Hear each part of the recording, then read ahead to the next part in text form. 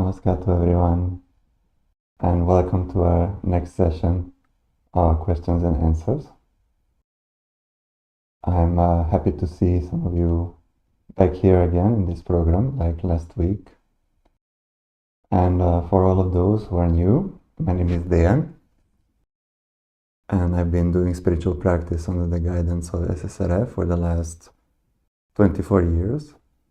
And as part of my service, my spiritual service, as part of my spiritual practice, I'm conducting these workshops, also lectures. This year we traveled to many countries. We went to Latin America for 3 months. Also, Her Holiness Bhavna was in Southeast Asia and North America. I went to Europe also. This is part of our service. And we do it on a volunteer basis. About SSRF, Spiritual Science Research Foundation, it is a non-profit organization which has two main objectives. One objective is to educate society about the spiritual dimension. And for that we have many articles. We have books also, which we're translating in different languages. And we have many articles on the website, around 800 articles in English, and it's translated in 23 languages. So total around 8,000 articles on our website.